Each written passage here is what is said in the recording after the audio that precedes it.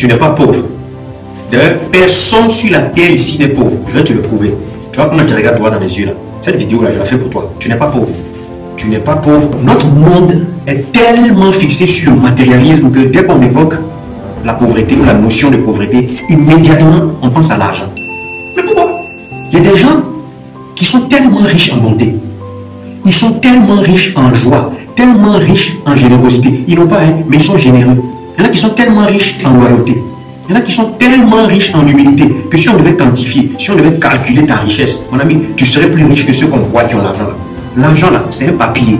On est rentré dans une usine, on a mélangé des substances, mélangé des matières pour faire un papier derrière lequel tout le monde court. L'argent. Mais sinon, la richesse, c'est avec plus de valeur. Mon ami, c'est pas l'argent. Ce sont ces choses-là que je viens de citer là. Ce n'est pas l'argent. Aujourd'hui, on organise des séminaires sur comment chercher l'argent, comment gagner l'argent, comment être un homme à succès, comment faire ceci. Et tout le monde y va. Mon ami, il y a des valeurs là qui sont tellement chères que si on organisait des conférences dessus, vous ne pourrez pas payer. On est trop fixé sur l'argent. Et ça encore, c'est la société qui nous impose ça. Sinon, il y a des hommes qui ont compris que l'argent, ce n'est rien. Ils avaient tellement d'argent qu'un matin, ils sont réveillés, ils se sont dit, j'ai l'argent, mais je ne suis pas loyal. J'ai l'argent, mais je ne suis pas heureux. La joie, par exemple, c'est une richesse. Beaucoup de personnes se sont débarrassées de leurs biens matériels pour pouvoir recevoir les biens spirituels, les valeurs spirituelles. Il y a un président, le président de l'Uruguay, un des présidents, qui a dit, je n'ai pas besoin d'argent.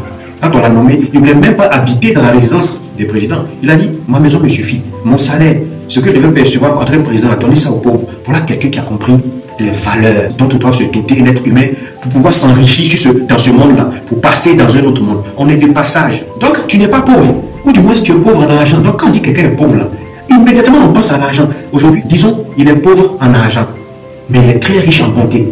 Les gens sont naturellement gentils. La Bible dit, ceux qui lisent la Bible, allez-y voir les béatitudes en Matthieu. Heureux les débonnaires, heureux les simples d'esprit. Un simple d'esprit, c'est quelqu'un de humble.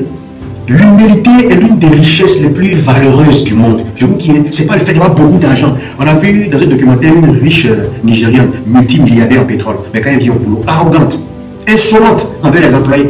Il y a poussière ici, essuyez-moi ça. Et puis elle chasse les employés comme elle veut. Ça, c'est pas une richesse. Tu as l'argent, mais tu n'as aucune valeur morale. Attendez, pourquoi est-ce qu'on enseigne et puis on note la morale à l'école, la conduite à l'école? Malheureusement, quand on sort de ces cadres-là, dans la société, on ne fait plus attention à la morale.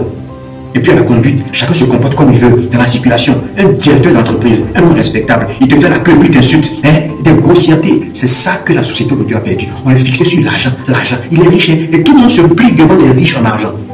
Pourquoi on ne se plie pas devant un riche en joie? Un gars qui est toujours joyeux, plie-toi devant lui aussi. Parce que c'est le vertu qui ne s'acquiert pas comme ça facilement. Vous courez derrière l'argent, ça va passer. Mais il y a des valeurs devant lesquelles on devait s'incliner. Quand il y a un gars, ce gars-là, il est incorruptible. On va s'agenouiller devant lui. Vous voyez les gars qui ont l'argent, vous vous agenouillez. Mais quelqu'un qui est incorruptible, c'est une valeur. Attends, pourquoi Salomon a demandé la sagesse et l'intelligence, d'après vous? Voici quelque chose que tout le monde devait demander aujourd'hui. Être sage et intelligent. Voici deux richesses derrière lesquelles aujourd'hui plus personne ne court. Plus personne ne court derrière la sagesse et l'intelligence. Il y a des gens tellement ils sont toqués, tarés. Tout ce qu'ils veulent c'est la richesse. Mais quand tu as ça, tu gères ça comment? Tu gères ça comment? C'est pour rentrer dans la culotte des petites filles, rentrer dans les jupons des filles. Aujourd'hui, les hommes riches, comme vous les appelez, sont des hommes à scandale.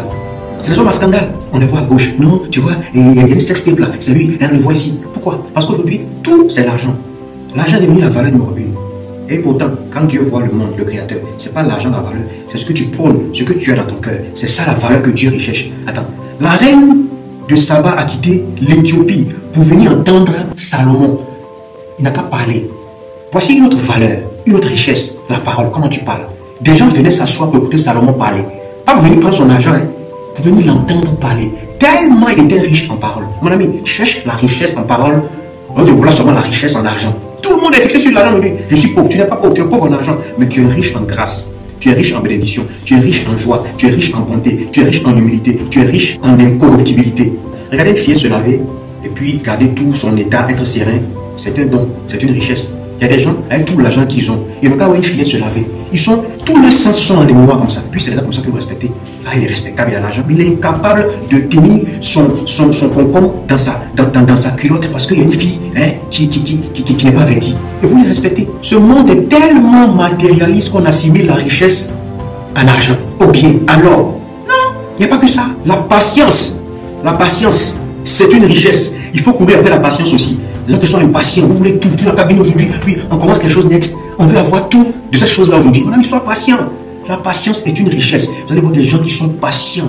Mais ces gens-là, quand on les regarde, on les adule pas et on n'est pas étonné. Hein. Mais on les envie même pas. On devait les envier. Comment tu fais pour être aussi patient? Apprends-moi à être patient.